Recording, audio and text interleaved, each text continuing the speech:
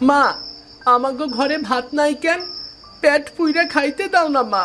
অন্য বাড়ির বাচ্চারা কত খাওন খায়, আমি কেন খাইতে পারি না মা? কেন খাইতে পারি না? কি করমু রে বাপ? তোর বাপে তো সারাদিন নদীতে চাল ফালায়, তবুও 2 মুঠো চাল উঠে না। মাছ নাই, পয়সা নাই, আমি তোরে কি খাওয়াইয়া শান্তিতে থাকি বলতো? ভাত চাইলে খালি এই কথাটাই শুনি, পেট ভরাইতে পারি না, খাওন দেয় না, খুদাই মইরা যায়। আমি আর এই বাড়িতে থাকুম না, চইলা যাবো, আমি চইলা যাবো। হায় সৃষ্টিকর্তা, এমন দিন কেন দিলা? বউ পোলার মুখে খাওন দিতে পারি না। আমি কি খাটি না? নদী খালি হইয়া গেছে, জাল টাললেও ফাঁকা ওঠে, কোনো মাছ নাই। এমনে না খাইয়া কেমনে বাঁচুম? হ্যাঁ গো, আমি আর কিছু চাই না, শুধু চাই পোলাটা পেট ভইরা খাওন পাইব। এমনি আর কতদিন চলবো কত? বাবা, তুমি যদি মাছ না লই আনতে পারো, আমি নিজেই কিছু করবো।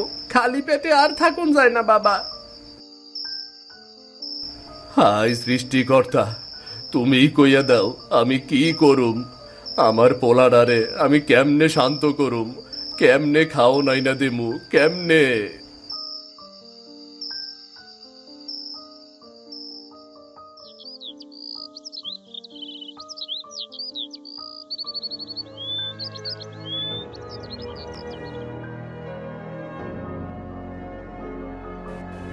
মা, আমারও কিচ্ছু নাই। পেটটা কি ইটের দালান নাকি? না খাইয়া থাকুন কেমনে? কি আর করমু রে বাপ? নদী শুকাইয়া গেছে, মাছও নাই, তোর বাপ খালি হাতে আইছে। আমি তো কপাল পোড়া মাইয়া, আমি তোরে কেমনে খাউন দিমু? আমি আর এই ঘরে থাকুম না। না খাইয়া মরার চাইতে জঙ্গলে যাইয়া পাতা খাবো আমি। কইসাস রে বাপ? জঙ্গলে শেয়াল ডাকে আর বাঘও আইতে পারে, তুই গেলে আমি একা কেমনে থাকমু? আমি থাকুনই বা কি হইতাছে? ঘরে যদি খাওনি না পাই, ঘরে থাইকে কি করুম? আমি তার চাইয়া জঙ্গলেই ভালা। যাই, জঙ্গলেই যাই আমি। ওরে বাপ, কই যাস? ঘর ছাড়িস না। দেখ, কাইল হইতে আবার জাল ফেলুম, কাইলকা হয়তো মাছ পামুরে। তুমি কতদিন ধইরা কও কাইল মাছ পামু, কিন্তু মাছ কই? আমি আর এই মিথ্যা কথা শুনুম না। আমি জঙ্গলে যাইতেছি।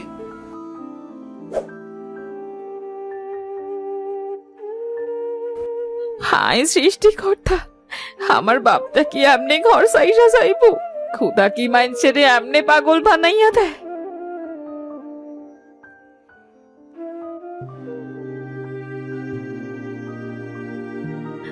ওগো, ওগো দেখো, খুদার জ্বালায় পোলাটা ঘর সাইডা গেল।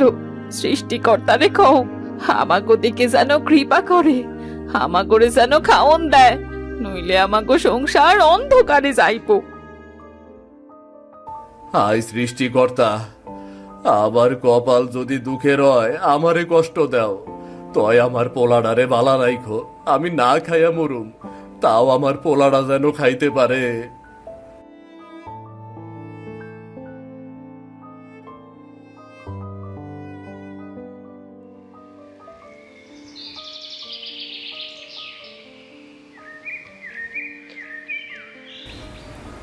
হাই সৃষ্টিকর্তা, আমি কি দোষ করছি?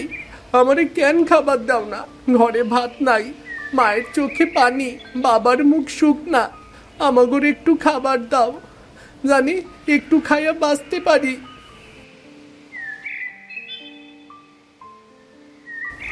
এইটা আবার কেমন গাছ রে? 3 রঙের ফল ঝুলতাছে। এই জঙ্গলে এমন গাছ কোত্থেকে আইলো? যতই অদ্ভুত হোক না কেন, আমি এই ফল খামুই খামু। পেটের ভেতরে দাপাদাপি নাই, 2 দিন ধইরা কিছু খাই নাই। এই ফল খাইলে তাও একটু পেট ভরবো।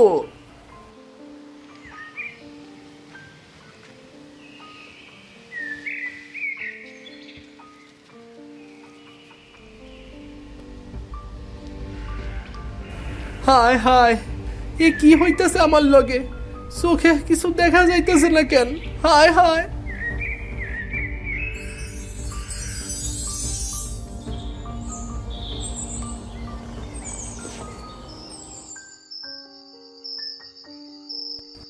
হাই সৃষ্টিকর্তা, আমার পোলাটা কই গেল? পেটে ভাত নাই, তার ওপর আবার পোলাটায় রাগ কইরা বাড়ি থাইকা বাইর হইয়া গেছে। আমি আমি যে পোলাটারে সারা বাঁচবো না।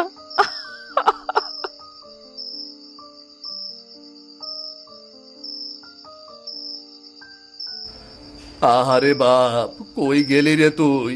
ঘরে ফিরায়। তুই যদি না থাকস আমরা কেমনে বাঁচমু রে, কেমনে বাঁচমু আমরা? তোমার জালে মাছ ওঠে না, ঘরে খাওন নাই, আর সেই দুঃখে পোলাটা আমার রাগ কইরা কই চইলা গেল। এখন জঙ্গলে বাঘ শিয়ালে যদি খাইয়া ফেলাই, আমি আমি আমার পোলারে কই পামু? না না, তুমি এই সব অলক্ষণে কথা কইও না। আমি আবার খুঁজমু। রাত যতই গভীর হোক না কেন, আমি পোলাডারে আনমুই, জঙ্গলে যাইয়া ডাকমু আমি। ওরে সিধু, এমনে পাগলের মতো ছোটাছুটি করিস না, ওপরওয়ালারে ডাক, সেই হয়তো হারানো মানুষ ফিরাইয়া দিবার পারে। মাগো, আমি কি করুম কও? আমি তো চেষ্টা করি, তাও তোমাগো মুখে ভাত তুইলা দিতে পারি না। এ দোষ কি আবার? আমার পোলাডারে যদি আমি ফেরত না পাই, তয় আমার বাঁচার কি আর মানে আছে কও? হায় হায় গো, কি হইল কি আমার? আমার পোলাটা কই গেল? আমি না খাইয়া থাকবার পারমু, তয় আমার পোলারে ছাড়া আমি থাকতে পারবো না।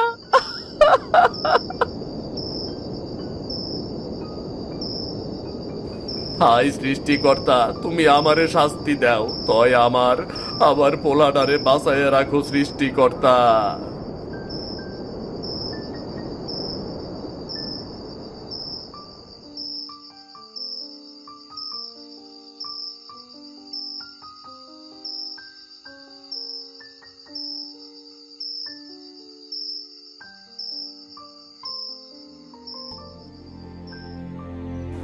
বাবা, কান্দো না, আমি ভালো আছি। তয় তোমরা আমারে খুঁজা পাইতে হইলে একটা কাম করতে হইব। ওরে আমার বুকের ধন, কই ছিলি তুই?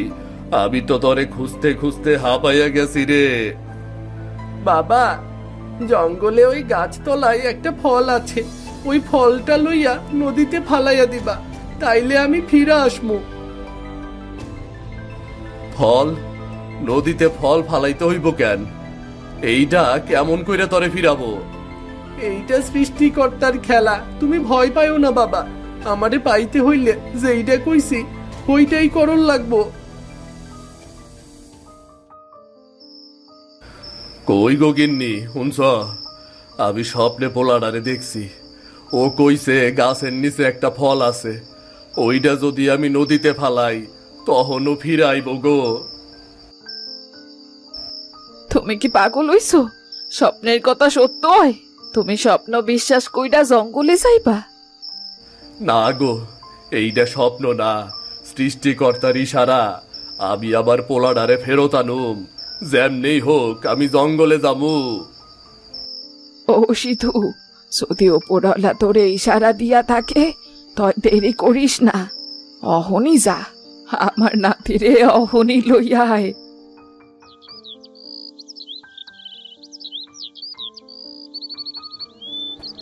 হোগো, জঙ্গলে যাইতাছো, তোমার যদি কিছু হইয়া যায়? ভয় কইরো না, আমি পোলাডারে ফেরত আনমুই আনমু। কিরে সিধু, ভোরবেলায় কই যাইতাছত? মুখ খানা তোর এমন কেন? কোনো সমস্যা হইছে নাকি? আমারে ক দেহি।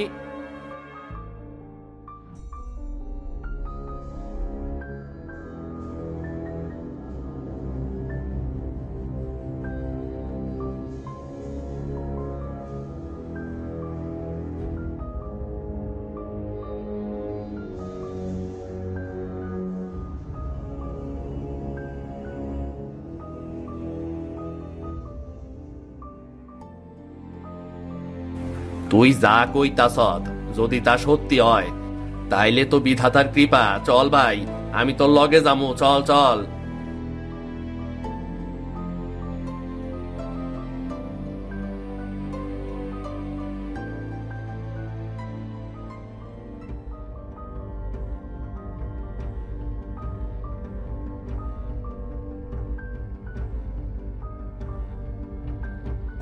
দেবেন, এই দেখ, এইটাই হইব ওই ফল যা আমি স্বপ্নে দেখছি। আই কিরে সিধু, জীবনে এমন ফল আমি তো দেখি নাই রে। সাবধানে ধর ভাই, সাবধানে ধর।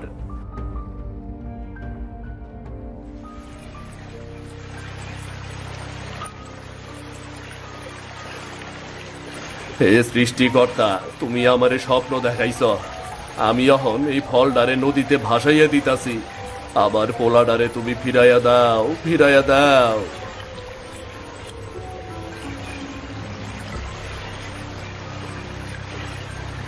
সিধু দেখতাছ পানি কেমন থর থর করে কাঁপতাছে রে। সিধু দেখতাছ নাকি?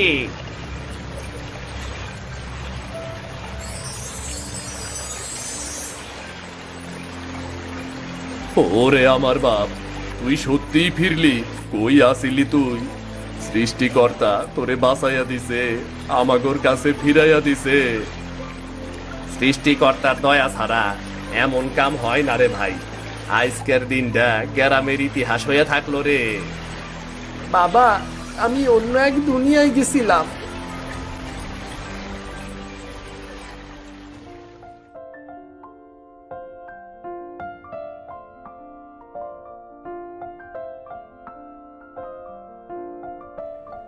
ওরে আমার বাপ, তুই কই আসিলি? মায়ের বুক তো ফাইটটা চাইতাছিল।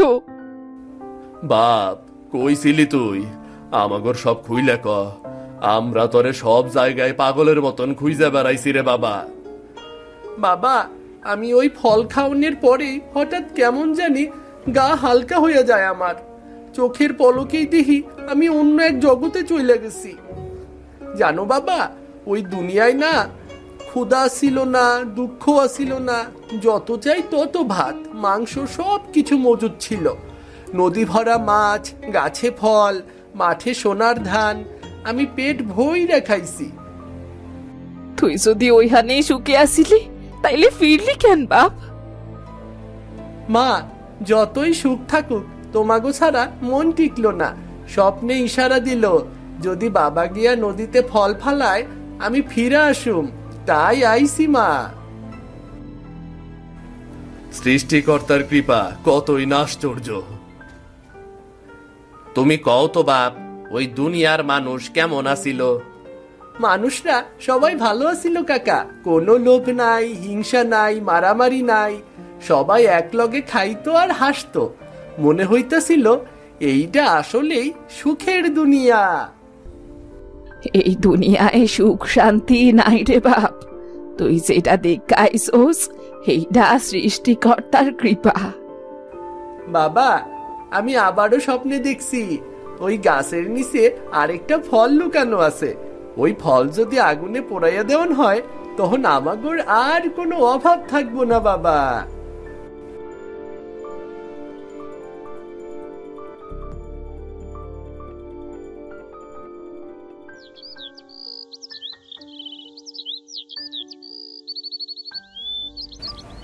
এইটা কি হইতাছে? শুধু গরিব যাইলে সারাদিন মাছ ধরতে যায়, ভাতের ব্যবস্থা হয় না। ওই রকম মানুষরে সৃষ্টিকর্তা এত দয়া করব? আমি কি গ্রামে থাকি না নাকি? ও বাবু, আপনি শুনতেছেন?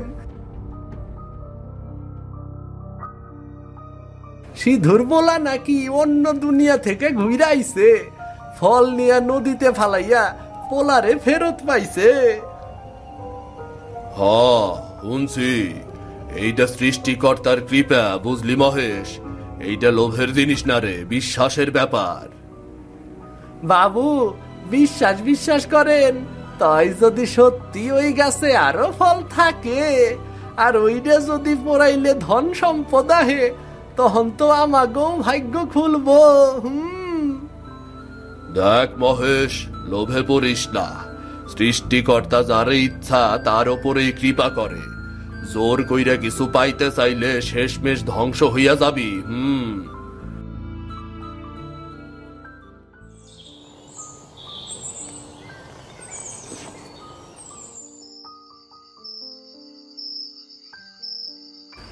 কই গো, শুনছ?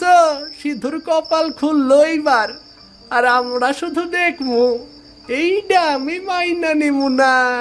এই ফলটা আমি যে কইরাই হোক খুইজা বাইরে করমু। এইটা সৃষ্টিকর্তার ব্যাপার, তুমি আবার এইসবের ভেতর লোভ কইরো না, শেষে মন্দ হইব। মন্দ টন্দ কিছু না। সৃষ্টিকর্তা যদি ওরে দিতে পারে, আমারে কেন দিব না? আমি কাইলি জঙ্গলে যামু।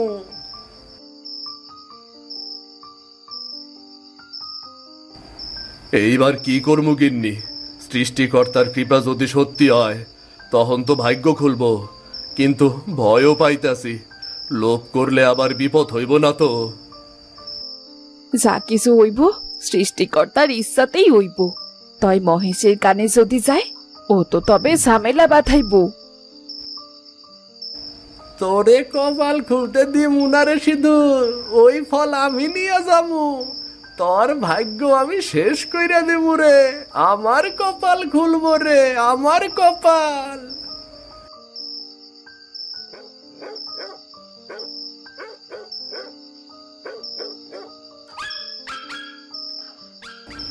সিধুর ঘরে ভাগ্য খুলতাছে আর আমরা পিছাইয়া থাকুম?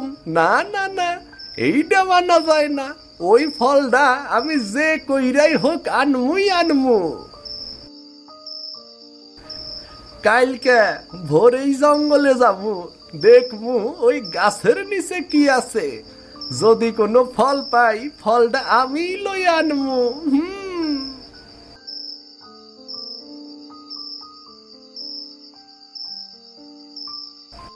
কি গো, কি ভাবতাছো? আমি কিন্তু তোমারে বারবার সাবধান করতাছি, সিঁদুর ভাগ্য লইয়া হিংসা কইরো না, শেষ পর্যন্ত ক্ষতি হইব কিন্তু কইলাম। তয় হুই না রাহ, আমি আর কোনো ভয় পাই না। ভাগ্য যদি চায় আমি পামু, আর কেউ আমারে ঠেকাইতে পারবো না।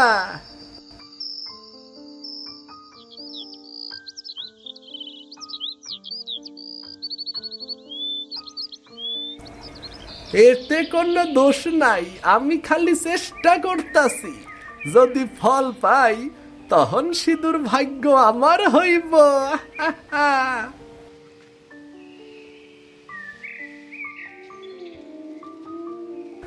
এইটাই হইব। এইবার তোর ভাগ্য আমার হাতে রে সিধু।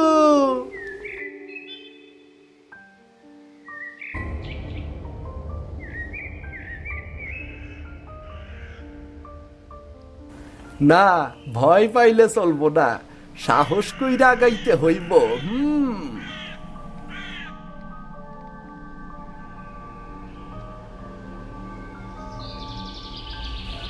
লোভ ভয়কে হারায়, কিন্তু বিপদ ডাকতে পারে।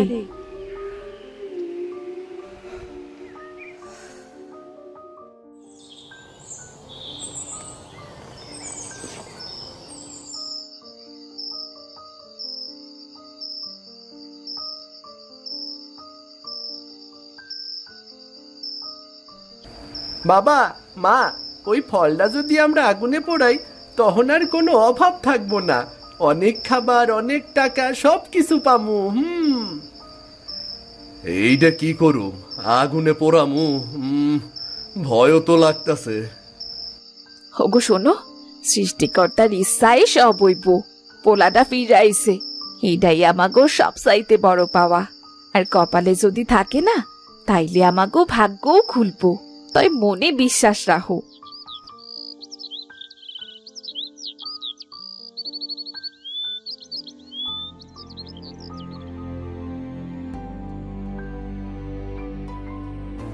বাবা, মা, দেখো এইবার আমাগো ভাগ্য খুলবো। আমরা খাইতে পারুম। আমাগো ক্ষুধায় আর কষ্ট করন লাগবো না।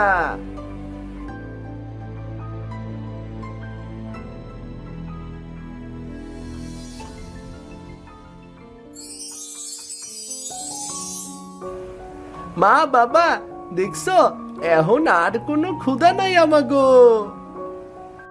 হায় সৃষ্টিকর্তা, হে তোমার কেমন আশ্চর্য! আমাগো অভাব দূর হইয়া গেল।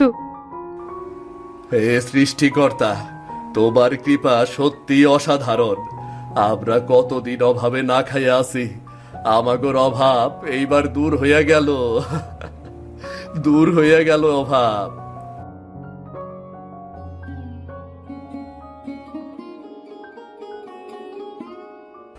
বাবা মা, এইবার আমাগো আর কোনো অভাব থাকবো না।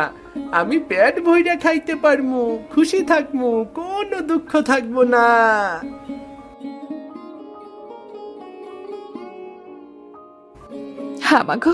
আমাগো দুঃখের দিন তইলে শেষ হইল। হ, ঠিক কইছ, আমাগো আর অভাব নাই, দুঃখের দিন শেষ। সৃষ্টিকর্তা আমাগোর দেখাইলো সে চাইলে সব কষ্ট কেমন দূর হইয়া যায় আর শান্তি পাওন যায়। দেখছো, সন্তানের সুখ আর বিশ্বাসের শক্তি কি করতে পারে, এইটাই প্রকৃত ধন। সেই রাত থেকে সিধুর পরিবার আর কোনো অভাবে ভুগল না। প্রতিটা দিন তাদের সুখে শান্তিতে আর পরিপূর্ণতায় কাটলো। আমাগোর গল্প যদি আপনাগোর ভালো লাগে, তাইলে আমাগো চ্যানেলটা সাবস্ক্রাইব করতে ভুলেন না কিন্তু। একটা কমেন্ট কইরা জানাইয়া দিয়েন গল্পটা কেমন লাগলো। এত রোদ পড়েছে বাবা, এত গরমে চলাফেরা করাই দায়। না জানি কাঁঠাল গাছটার কি অবস্থা। যাই, মাঠের কাঁঠাল গাছটায় পানি দিয়ে আসি।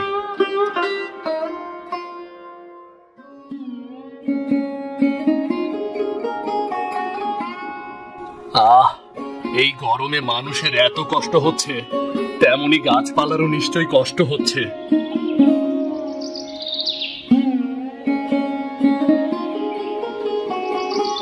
কিরে রফিক, এই গরমে রোদের মধ্যে মাঠে কি করছিস? ও, এই গাছটায় পানি দিচ্ছিস বুঝি? রফিককে জিজ্ঞেস করছিস ও কি করছে? এই কাঁঠাল গাছটার যত্ন নেওয়া ছাড়া রফিক আর কি করবে বল? তা ঠিকই বলেছিস, নিজে কষ্টে থাকবে, না খেয়ে থাকবে, তারপরেও গাছকে কষ্ট পেতে দেবে না। যত ঝড় ঝাপটা গরমই থাকুক না কেন, রফিক ঠিকই প্রতিদিন এসে গাছটায় পানি দিয়ে যাবে। আজকালকার যুগে মানুষই বাঁচে না, আবার গাছ। লোকে যতই হাসাহাসি করুক, আমি তো জানি তুই আমার কাছে কি, তুই আমার কতটা আদরের। আরে তোর পাতায় এটা কি হয়েছে রে? আমাকে অবশ্যই এর প্রতিকার খুঁজতে হবে।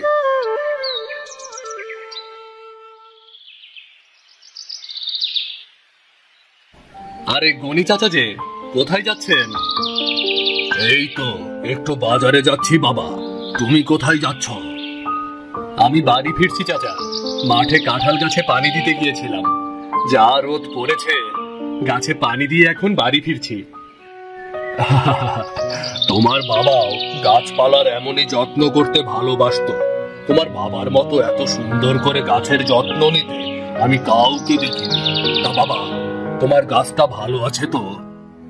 তা আছে চাচা, তবে মনে হয় একটু সমস্যা দেখা দিয়েছে।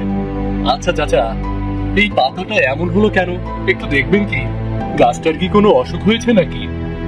কই কই দেখি দেখি। মনে তো হয় গাছটার কোনো অসুখ করেছে। আমি তো বাবা এটার ব্যাপারে খুব বেশি কিছু একটা জানি না। তোমার বাবা আবার এসব ব্যাপারে খুব ভালো জানতেন। তিনি তো আর নেই, তবে আমি একজন লোককে চিনি, সে গাছের ব্যাপারে খুব ভালো বোঝে। কে কে উনি চাচা? পূর্ব পাড়ার আজাদ আলী।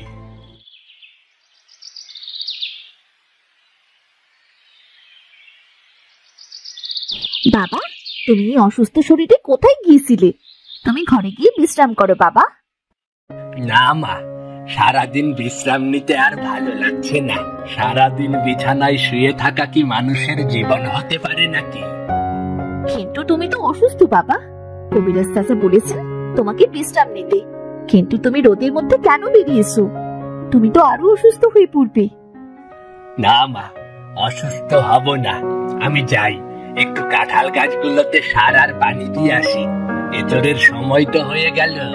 এবার এচোর হলে এচোরের তরকারিটা করবি তো মা, করবি? এসবের তরকারিটা তুমি খুব পছন্দ করো খেতে, আর আমি বুঝি সেটা রান্না করবো না? তাহলে তো খুব ভালো হয় মা। কতদিন পর এচোরের তরকারিটা মন ভরে খাওয়া যাবে রে মা।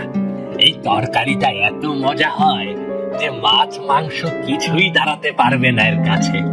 আমি তো এজন্যই গরমকালের জন্য অপেক্ষা করে থাকি, কখন গাছে এচোর আসবে আর তুই তরকারি রান্না করবি। যাকে আমি যাই মা, গাছগুলোতে একটু সার আর পানি দিয়ে আসি। দাঁড়াও বাবা, আমিও যাব তোমার সাথে। বেশ তো, আয় তাহলে। বাবা, তোমার কাঁঠাল গাছগুলো কি সুন্দর হয়েছে। সবই সৃষ্টিকর্তার কৃপা রে মা। আমার তো খুব ইচ্ছে এই পুরো মাঠে আমি এচোরের চাষ করব। মাঠে এঁচড় চাষ করবে? হ্যাঁ, তাতে নিজেরা মন ভরে এচোর খেতে পারবো আর বিক্রিও করা যাবে। কি বলিস মা? হ্যাঁ, বুদ্ধিটা মন্দ নয়। আমি মাটি কুপিয়ে দিচ্ছি, তুই সার দিয়ে দিস মা, কেমন? আচ্ছা ঠিক আছে বাবা।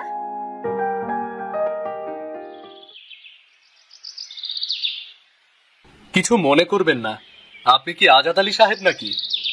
হ্যাঁ বাবা, কিন্তু তুমি কে? আমার নাম রফিক, আমি ওই পাশের গ্রামেই থাকি। আমি জানতে পেরেছি আপনি অনেক গাছপালার যত্নের ব্যাপারে পারদর্শী। আমার একটা কাঁঠাল গাছ আছে, তার একটা পাতা আমি দেখতে পেয়েছি এমন কালো হয়ে গেছে। এই যে সেই পাতাটা। বুঝতে পেরেছি, কাঁঠাল গাছের এমন অসুখ নতুন কিছু নয়, তবে এ থেকে মুক্তির উপায় আমার কাছে আছে। একটা সার ব্যবহার করলেই গাছকে এই রোগ থেকে মুক্ত করা যাবে। চলো, আমি তোমাকে কিছু সার মেপে দিয়ে দিচ্ছি, কেমন? বাবা, ও বাবা, কি হলো তোমার? কি হলো আপনার? আপনার কি শরীর খুব বেশি খারাপ লাগছে? মানে আমি বুঝতে পারছি আমার সময় শেষ হয়ে গেছে। তুই ভালো থাকিস রে মা, তুই ভালো থাকিস। আমি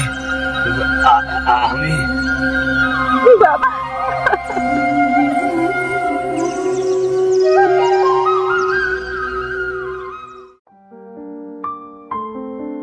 রফিকটা যে কি করে না কিছুই বুঝতে পারি না।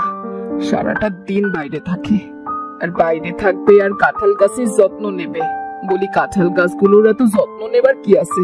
কাঁঠাল গাছের পেছনে পড়ে থাকলে কাজকর্ম করবে কখন? না, এই ছেলেটাকে নিয়ে আমার কপালে অনেক দুঃখ আছে। মা, ও মা, মা। রফিক, তুই এসেছিস?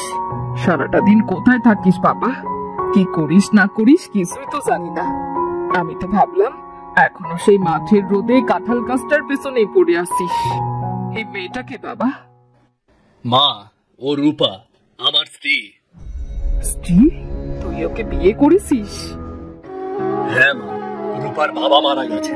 এই পৃথিবীতে রূপার আর কেউ নেই, আমি তাই রূপাকে বিয়ে করেছি মা। তোরা এত বড় সাহস! কোথা থেকে না কোথা থেকে একটা মেয়েকে বিয়ে করে তুই বাড়িতে এসে উঠেছিস। বের হ, বের হ বলছি। মা, তুমি এমন করছো কেন? আগে আমার কথা তো শোনো তুমি। তোর কোনো কথাই শুনবো না আমি। কোথা থেকে না কোথা থেকে হাড় হাবাতে পথের এক মেয়েকে তুলে এনেছিস, আর বলছিস কিনা আমার ঘরের বউ? এত সহজ? যা, বের হ, এক্ষুনি বের হ বলছি। এই বাড়িতে তোর কোনো জায়গা নেই। কি হয়েছে মা? তুমি এত চিৎকার করছো কেন? মা, কি হয়েছে? কি আর হয়েছে, কপাল পুড়েছে।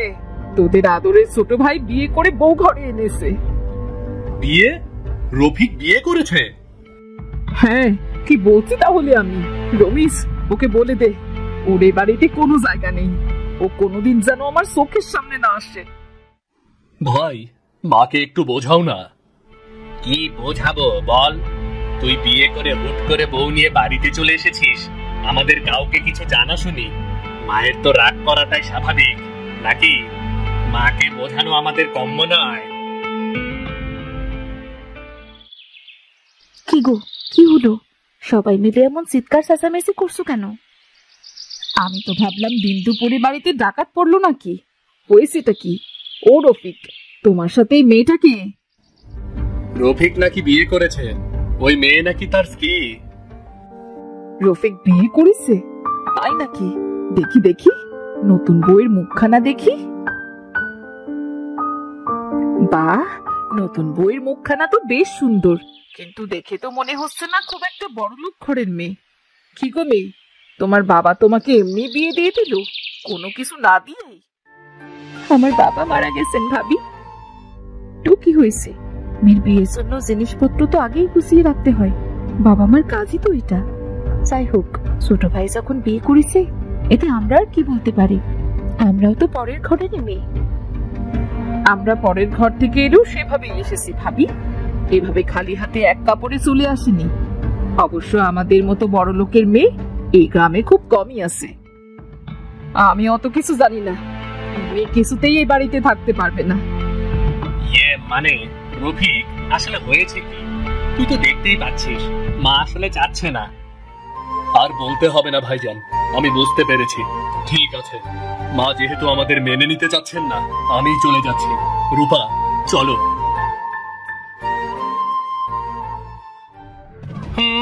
ঢং, সারাদিন এক কাঁঠাল গাছ নিয়ে পড়ে থাকে, কোনো আয় রোজগার নেই, আবার লাফিয়ে লাফিয়ে বিয়ে করে ফেলেছে। যত সব।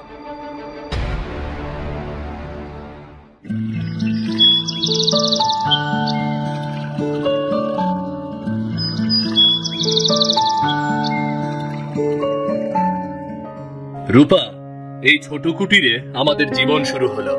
তোমার কি মন খারাপ হচ্ছে নাকি? না না, মন খারাপ করবো কেন? মাথার উপর চাঁদ আছে, ভরসা দেবার জন্য তুমি আসো। এত কিছু থাকার পরও কি মন খারাপ করে থাকতে পারি? আমাকে বিয়ে করে তুমি খুব কষ্টে পড়লে রূপা। আসলে মা ভাইজানেরা যে এমন ব্যবহার করবে আমি তো কখনো চিন্তাই করতে পারিনি। ওসব নিয়ে তুমি ভেবো না, আর তাদেরও তো কোনো দোষ নেই। আমরা তো তাদের না জানিয়ে বিয়ে করেছি, তাই না? তাই তাদের রাগ করাটাই স্বাভাবিক। তুমি দেখো রূপা, একদিন সব ঠিক হয়ে যাবে। হ্যাঁ আমি জানি, একদিন অবশ্যই সব ঠিক হয়ে যাবে। ভালো কথা, ঘরের বাইরের কাঁঠাল গাছটা কি তোমার? হ্যাঁ আমার। যত যাই হোক, আমার বাবার মতো আমার স্বামীও একজন বৃক্ষপ্রেমিক। আমার কিছু দরকার নেই। ভালো কথা, তুমি এসুরির তরকারি খাও তো? হ্যাঁ, আমার ভীষণ প্রিয়। আচ্ছা ঠিক আছে, কাঁঠাল গাছ থেকে এসুর এলে আমি তোমাকে এসুরের তরকারি করে খাওয়াবো।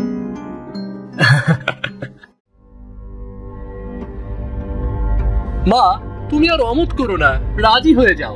ভেবে দেখো, এই বাড়িটা বিক্রি করে দিলে আমরা ঘাট পাড়ের ভালো জমিটা কিনবো, সেখানে আমরা দালান তুলতে পারবো গো, দালান। এই বাড়িটা তোদের বাবা বানিয়েছে, তোর বাবার স্মৃতি এটা। এই বাড়িটা আমি বিক্রি করতে পারবো না। মা, এসব স্মৃতির ব্যাপার ছাড়ো তো, স্মৃতি দিয়ে কি হবে? তুমি চিন্তা করো, এই বাড়িটা বিক্রি করে আমরা যে টাকা পাবো, সেই টাকা দিয়ে এর চাইতে অনেক ভালো জমি কিনতে পারবো, সুন্দর বাড়িও বানাতে পারবো। না বাবা, আমার কোনো সুন্দর বাড়ির দরকার নেই। তোর বাবার স্মৃতি আমার কাছে সবচেয়ে গুরুত্বপূর্ণ। বাড়িটা বিক্রি করতে তুমি যদি সম্মতি না দাও মা, তাহলে আমাদের পক্ষে বাড়িতে থাকা সম্ভবই হবে না। বলে দিলাম। হ্যাঁ, আমরা এই বাড়িতে আর থাকবো না। তোমার বয়স হয়েছে, তোমার দেখভাল কে করবে সেটা তুমি নিজেই ঠিক করে নাও। যাও তো। হ্যাঁ মা, বাড়িটা তুমি যদি স্বেচ্ছায় বিক্রি করতে না চাও, তাহলে আমরা অন্য পন্থা অবলম্বন করব। এই বাড়িটা বিক্রি করাতে বাধ্য হবে তুমি, কথাটা মাথায় রেখো। রহমান, চল রে। হ্যাঁ ভাই, চল। সৃষ্টিকর্তা, ছেলেগুলো তাদের বাবার শেষ স্মৃতিটাও বিক্রি করে দিতে যাচ্ছে। এখন আমি কি করব সৃষ্টিকর্তা? পেয়েছি শুধুমাত্র একটা উপায়, আমি আমার স্বামীর বাড়িটা বাঁচাতে পারবো। রূপা, এই রূপা, তাড়াতাড়ি খাবার নিয়ে এসো, আমার আবার বের হতে হবে যে। আসছি গো আসছি। রূপা, কি রান্না করেছো আজ? নিজেই দেখো না আজ কি রান্না করেছি জানো? আমার বাবার খুব প্রিয় তরকারি ছিল এটা। বাহ, এঁচোড়ের তরকারি? তোমার কাঁঠাল গাছের এঁচোড় এটা। এঁচোড়ের তরকারি আমার বাবার খুব প্রিয় ছিল। বাবা কি ভেবেছিলেন জানো? কি ভেবেছিলেন? আমাদের বাড়ির কাছের মাঠটায় শুধু এঁচোড়ই চাষ করবেন, কিন্তু সেটা তো আর সম্ভব হলো না। তার আগেই তো বাবা। তুমি এসব নিয়ে মন খারাপ করো না, চলো আমাদের এই মাঠটাতে আমরা এঁচোড়ের চাষ করি, বাবার স্মৃতি। না না, কি বলছো? এই জমি তো অনেক মূল্যবান, আর আমার বাবার স্মৃতি রক্ষার জন্য তুমি শুধু শুধু কেন এঁচোড় চাষ করবে? ব্যাপারটা আসলে ঠিক তেমন নয়। বাড়ির সামনে যে কাঁঠাল গাছটা দেখতে পাচ্ছ, আমি ওটার জন্যই মাঠে এঁচোড় চাষ করতে যাচ্ছি। মানে? কাঁঠাল গাছটি আমি আর আমার বাবা মিলে লাগিয়েছি। এই কাঁঠাল গাছটি আমার বাবার স্মৃতি। বাবারও খুব ইচ্ছে ছিল এই মাঠে এঁচোড়ের চাষ করবেন। তিনিও এঁচোড়ের তরকারি খেতে খুব ভালোবাসতেন। কি বলছো কি? এইসব কথা তো তুমি আগে বলনি। বাবা এই মাঠে কাঁঠাল গাছ লাগিয়েছিলেন কারণ তিনি দেখতে চেয়েছিলেন এই মাঠে এঁচোড় চাষ করা যাবে কিনা। আজ দেখো কাঁঠাল গাছটা কত সুন্দর বেড়ে উঠেছে। আমি বাবার স্মৃতি রক্ষার জন্য এই কাঁঠাল গাছটিকে এত বছর যত্ন করেছি। বাবা তো নেই, কিন্তু বাবার প্রতিটি স্মৃতি আমার কাছে মূল্যবান, বুঝলে? এই জন্যই তুমি কাঁঠাল গাছটাকে এত ভালোবাসো? হ্যাঁ, আমার বাবাও তোমার বাবার মতো এঁচোড়ের তরকারি খেতে ভালোবাসতেন। তিনিও সারাদিন গাছপালা নিয়েই পড়ে থাকতেন। তুমি একজন বৃক্ষপ্রেমিকের মেয়ে, তুমিও নিশ্চয়ই গাছপালা ভালোবাসবে। তোমাকে বিয়ে করার এটাও একটা কারণ গো। তাহলে চলো আমরা আমাদের বাবার স্মৃতি রক্ষার্থে এই মাঠে এঁচোড় চাষ করব। হ্যাঁ, তাই করব, চলো।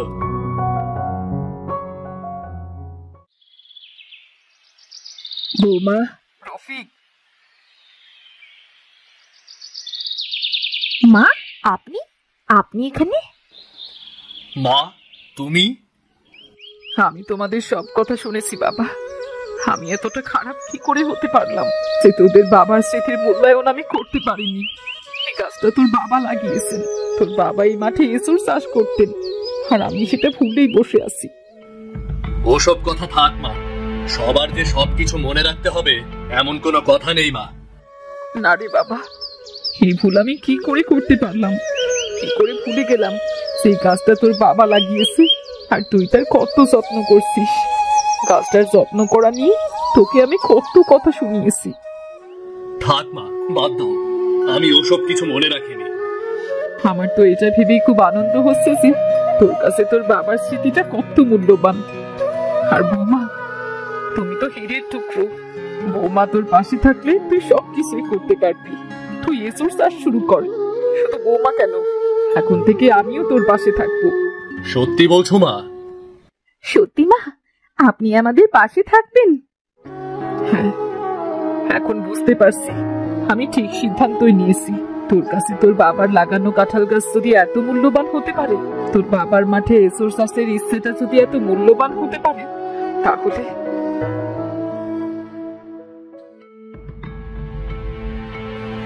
মা, তুমি এ কি করছো? আমাদের মা হয়ে তুমি এই কাজ কিভাবে করতে পারলে? তুমি বাড়িটা রফিকের নামে লিখে দিয়েছো? এই কাজ তুমি কিভাবে করতে পারলে মা? মা, ভাইরা কি বলছে? তুমি বাবার বাড়িটা আমার নামে লিখে দিয়েছো? হ্যাঁ, আমি আমার বাড়িটা তোর নামে লিখে দিয়েছি। কিন্তু মা, কেন? না না মা, তুমি কাজটি মোটেও ঠিক করোনি মা। তুমি এই কাজ কেন করলে? হ্যাঁ মা, আমরা তো তোমারই সন্তান, তুমি এই কাজ কি করে করতে পারলে মা? হ্যাঁ মা, তুমি কি করে এই কাজ করতে পারলে? আমাদের কথা কি একবারও তোমার মনে হয়নি? তোরা আমার সন্তান ঠিক আছে, কিন্তু তোরা তোদের বাবার স্মৃতি, তোদের বাবার বানানো বাড়িটা বিক্রি করতে চেয়েছিলি। তোরা কি করে চিন্তা করতে পারলি, কিভাবে পারলি সে তোদের বাবার স্মৃতি আমি এভাবে বিক্রি করে দেব? না মানে মা, এসব পুরাতন স্মৃতি নিয়ে পড়ে থাকলে তো আর চলবে না। এসব স্মৃতির কি দাম আছে? কি হবে এসব স্মৃতি রক্ষা করে? আছে, দাম আছে। মানুষের স্মৃতির মধ্যেই মানুষ বেঁচে থাকে, তার প্রতি ভালোবাসা বেঁচে থাকে। স্মৃতির কোনো মূল্য নেই তোদের কাছে, কিন্তু এই ছেলেটার কাছে তার বাবার প্রতিটা স্মৃতি মূল্যবান, আর তার বাবার ইচ্ছেটাও মূল্যবান। তাই তো বাবার লাগিয়ে যাওয়া কাঁঠাল গাছটা তার কাছে খুব বেশি মূল্যবান। তাই বলে তুমি রফিকের নামে পুরো বাড়িটা লিখে দেবে? হ্যাঁ, রফিকের কাছে তোদের বাবার স্মৃতির মূল্য ঠিকই আছে, তাই তোদের বাবার স্মৃতি, তার বানিয়ে যাওয়া বাড়িটা আমি তার নামে লিখে দিয়েছি। ঠিক আছে, থাকো তুমি তোমার এই ছেলের সাথে। ও তোমাকে খাওয়াবে কি? ওর কি কোনো আয় রোজগার আছে নাকি? তোদের বাবার ইচ্ছে ছিল এই মাঠে এসুর চাষ করবে, তার ইচ্ছে অনুযায়ী আমরা মাঠে এসুর চাষ করব। আশা করি আমাদের খাওয়া পড়ার কোনো অভাব হবে না। সৃষ্টিকর্তা যেহেতু আমাদের সাথেই আছেন, আমাদের নিয়ে তোদের চিন্তা করতে হবে না। তোরা তোদের নিজের চিন্তা কর। ঠিক আছে, চল রহমান। চলো ভাই, দেখা যাক মাকে তার আদরের ছোট ছেলে কতদিন আগলে রাখে। চল চল বাবা, আমরা মাঠে এসুর চাষের প্রস্তুতি নেই। চলো বৌমা। হ্যাঁ মা, চলুন। আপনি যখন আমাদের পাশে আছেন তখন আমাদের আর কোনো ভয় নেই। হ্যাঁ চলো মা, আমরা আমাদের বাবাদের ইচ্ছে পূরণ করি। চলো।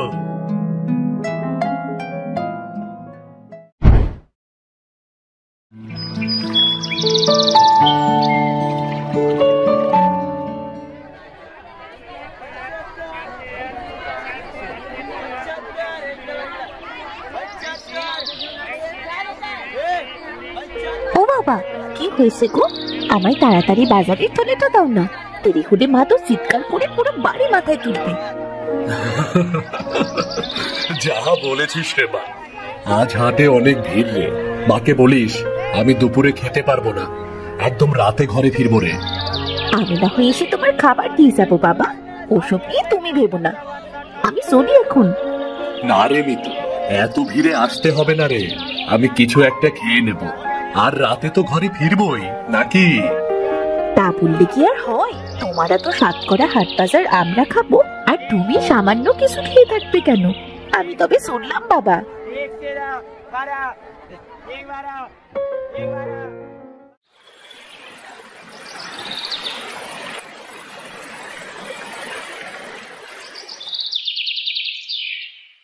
কিরে, তোর আসতে এত সময় লাগে? আমি সেই কখন থেকে অপেক্ষা করছি। রান্না শেষ হবার আগেই তোর বাবা এসে বসে থাকবে, বাজার পাঠাবে বেলা করে, আর খেতে আসবে একটু পরেই। আমার তো হাত নয়, যেন মেশিন হয়ে গেছে। আজ হাটে অনেক ভিড় মা, বাবা খেতে আসতে পারবে না। সে কি রে, খেতে যে মানুষটা একদম সহ্য করতে পারে না। আমি তো আসি মা, তুমি একদম ভেবো না। আমি খাবার নিয়ে বাবাকে দিয়ে আসবো। এখন তো পাঠশালা নেই, খেলতেও যাওয়া নেই। খেলতে যাওয়া নেই কেন? পাঠশালা বন্ধ হলে সবাই মামার বাড়ি ঘুরতে যায় মা, আমরা কেন কোথাও যাই না মা? কি করে যাবি বলতো? তোর ঠাকুরমা তীর্থে গেল, তোর পিসিমা তো আমাদের সাথে কোনো যোগাযোগই রাখে না। সবার বড় ঘরে বিয়ে হয়েছে, পাশে গরিব আমরা কিছু চেয়ে বসি।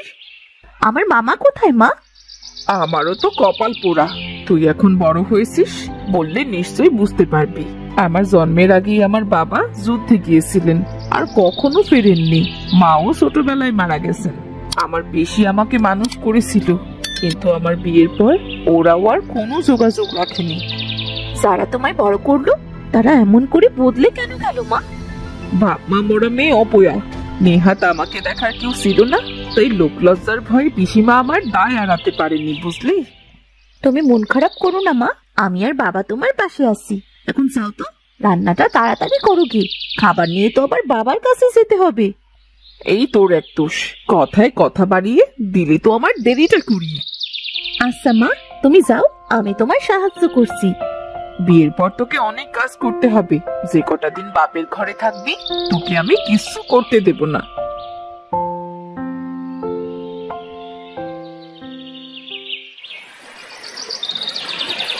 লোকটা কি এখানে ঠায় বসে আছে? ওনাকে তো চিনতেও পারছি না, আমি কখনো দেখিনি তো। সে যাক, তাড়াতাড়ি বাবার কাছে যাই। বাপরে, হাটে আজ বেজায় ভিড়। এসেছিস মা? খুব খিদে পেয়েছে, দে দে খাবার দে, আগে খেয়ে নেই। তুমি কি করে জানলে বাবা আমি খাবার নিয়ে আসবো? তুই যে আমার মা। এত বেলা হয়ে গেছে, তুমি কিছু খাওনি বাবা? কি করে খাবো রে মা, দোকানে এখনো 1 টাকাও বিক্রি হয়নি রে। হাটে এত ভিড়, আর আমাদের দোকানে এখনো কেউ আসেনি। না রে মা, তুই ঘরে যা, আমি খেয়ে বরং অপেক্ষা করি রে। ঠিক আছে বাবা।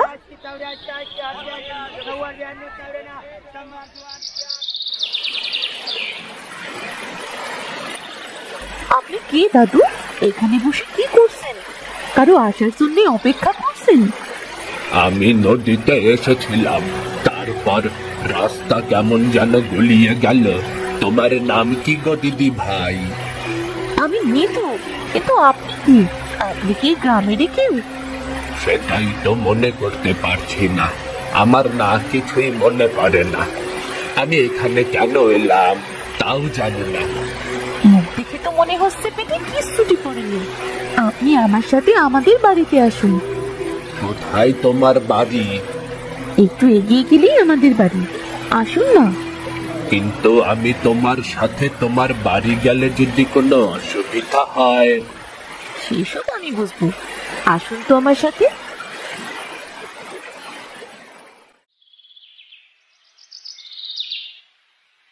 তোর কি কোনো কাণ্ড জ্ঞান নেই? খাবার নিয়ে ছুটলো বাবাকে দিতে, আমিও তো না খেয়ে বসে আছি। তোর কি খিদে পায় না? আয় খাবি আয়। অতিথি এনেছি মা, এই দাদুকেও খেতে দাও। বেচারা সকাল থেকে নদীর ধারে বসেছিল, কিচ্ছুটি খায়নি গো। কিন্তু উনি থাকবেন কোথায়?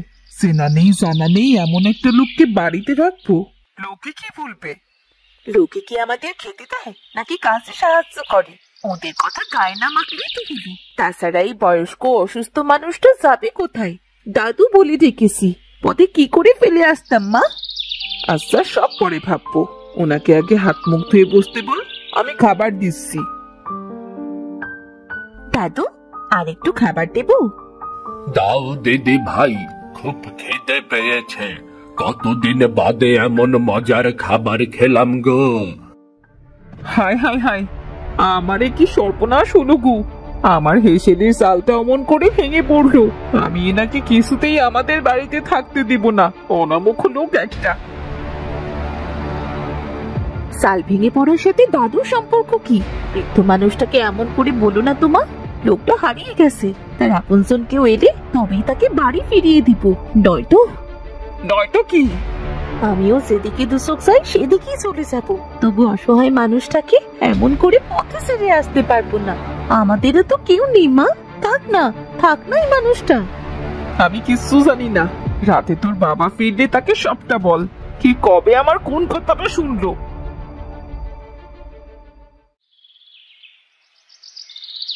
তোমার কোনো ভয় নেই দাদু, মা একটু অমন বলে, তবে মনটা বড্ড ভালো। এসো দাদু।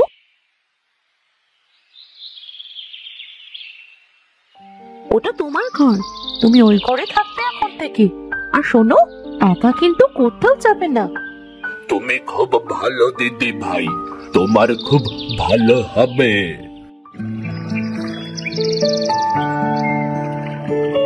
কি গো, কি হয়েছে তোমার? চোখ মুখ কেমন লাগছে কেন?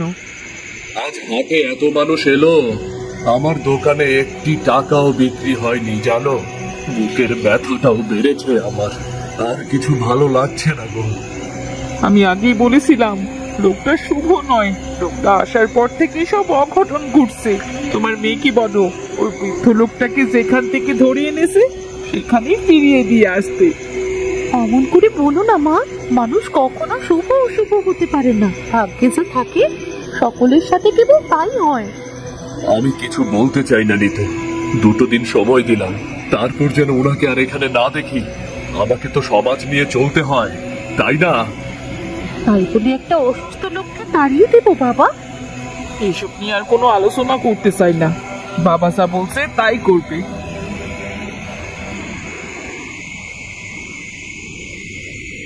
কি এত ভাবছো দাদু? তোমার কি কিছু লাগবে? না দিদি ভাই, আমার কিছুই লাগবে না। তোমার বাড়ির লোকেদের কথা মনে পড়ছে দাদু? নদীর পারে আমার বাড়ি, এটাও তো নদীর পার, কিন্তু এ গ্রাম তো আমার নয়, এই পথ তো আমার চেনা নয়। কেন এত অচেনা বলতে পারো দিদি ভাই? কেন এত অচেনা? সব কথার উত্তর তো সবার কাছে থাকে না দাদু, তবে আমার খুব ভালো লাগছে আমি একজন দাদু পেয়েছি। আচ্ছা দাদু, তোমার বাড়ির লোক ফিরে এলে তুমি আমাদের ভুলে যাবে না তো?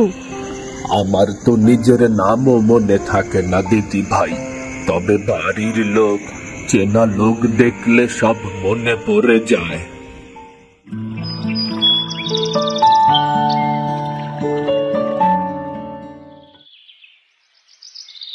হে কি গো, এত বড় মাছ নিয়ে এলে? জানোই তো হেসেল ঘরে জ্বালাটা সারাই করতে হবে। ঘরে অতিথি এসেছে গো, মাছ না আনলে কি হয়? জানো, বুড়ো বাবা আমাদের জন্য বেশ শুভ। আজ আমার দোকানে এত বিক্রি হয়েছে যে যা দিয়ে 5টা হেসেল ঘর সারাই করা যাবে গো। বলো কি গো, আমার তো বিশ্বাসই হচ্ছে না। ঠিকই বলছি। শোনো, তুমি রান্না করো, আমি ঘর এনে আজই ঠিক করে দিচ্ছি সব। ঠিক আছে, আমি বুড়ো বাবাকে দুটো মুড়ি খেতে দিয়ে আসি, তারপর সব হবে। দুটো বাতাসাও দিও নি তোর মা, এমন মানুষ কি আর সব সময় পাওয়া যায়? উনি আমার সংসারের সোনার হরিণ, যত্ন দিয়ে ওনাকে আগলে রাখবো। কি বলো? বাবার মতো মানুষটা, মনে হচ্ছে যেন ঘরে বাবা ফিরেছে। তুমি দেখো বউ, আমাদের এবার সব ভালো হবে। আমি চলি গো। তুমি কি এই গ্রামে থাকো? মানে আশেপাশেই কি তোমার ঘাট? হ্যাঁ, কিন্তু কেন? আপনি কি কোথা থেকে এসেছেন? আমি নয়ন, নদীর ওপারে আমার ঘর। আমার দাদু কাল নদীতে এসেছিল, পরে আর বাড়িতে ফিরে যায়নি। সে কোনো কিছু মনে রাখতে পারে না, আমি তাই তাকে খুঁজতে এসেছি। ও, তার মানে আপনিও দাদুর বাড়ির লোক। আমি ওনাকে আমাদের বাড়ি নিয়ে গিয়েছি, আপনি আমার সাথে আসুন। যাক, বাঁচালেন। কাল থেকে নাওয়া খাওয়া ভুলি ছুটছি আর ছুটছি। দয়া করে আমাকে নিয়ে চলুন। উনি বাড়ি ছেড়ে কেন পথে বেরিয়েছিলেন? সাবধানে রাখবেন এখন থেকে। বাবা, বাবা কি হয়েছে তোমার? ও বাবা! বুকে বড্ড ব্যথা করছে রে মা। হেসেলের চালা ঠিক করতে গিয়েই যত বিপত্তি। আমি মনে হয় আর বাঁচবো না রে, আমি মনে হয় আর বাঁচবো না। অমন কথা বলো না বাবা, আমি এক্ষুনি কবিরাজকে ডেকে নিয়ে আসছি। কবিরাজ থাকে নদীর ওপারে, তুই কেমন করে যাবি মা? তার চেয়ে যতক্ষণ বেঁচে আছি তুমি আমার পাশেই বসে থাক মা। এসব বলো না গো, তোমার কিছু হলে যে আমরা ভেসে যাবো। আমি নদীর ওপারের কবিরাজ, আপনি একদম ভয় পাবেন না। একটু কালো জিরার তেল নিয়ে আসুন তো, আমি মালিশ করে দিলে উনি আরাম পাবে। দিদি ভাই, তুমি যাও, ওর হাতে জাদু আছে, দেখবে তোমার বাবা একদম সুস্থ হয়ে উঠবে, বুঝলে? এখন কেমন লাগছে বাবা? একটু ভালো। আপনাকে আমি ওষুধ পাঠিয়ে দেব, আপনি সুস্থ হয়ে যাবেন। আপনারা অনুমতি দিলে আমি আমার দাদুকে নিয়ে রওনা হতে পারি। বেশ, যাও তবে। বলেছিলাম না, বুড়ো বাবা আমাদের জন্য অনেক শুভ। না না না, আমি ওসব কিছু নই। এই হতভাগার বিয়ের জন্য মেয়ে খুঁজতে খুঁজতে নদীর ওপার থেকে এপার এসে পড়েছি। তোমার বুকে ব্যথা হয় মেয়ের বিয়ের চিন্তায়। আমি বলি কি বাবা, আমার নাতির সাথেই তোমার মেয়ের বিয়ে দিয়ে দাও, ওরা সংসারী হলে আমার শান্তি হবে। বাহ, এমন পাত্র কে না চায়? নদী ওদের মিলিয়ে দিল, সামনে একটা ভালো দিন দেখে ওদের 4 হাত এক করে দেব। তাই হবে বাবা। হ্যাঁ গো মা, আমার ওপর রাগ টাক নেই তো? সি সি সি সি সি, এসব বলে আমায় ছোট করবেন না। আমার মেয়েকে আপনার পরিবারের একজন করে নিন, আমরা এতেই ধন্য। তা মা, বড় মাছটা রান্না করো, তবে মাছ ভাত খেয়ে হেঁটে হেঁটে বাড়ি ফিরবো। এখনই বিয়ের ব্যবস্থা করছি। নিতু, আয় মা।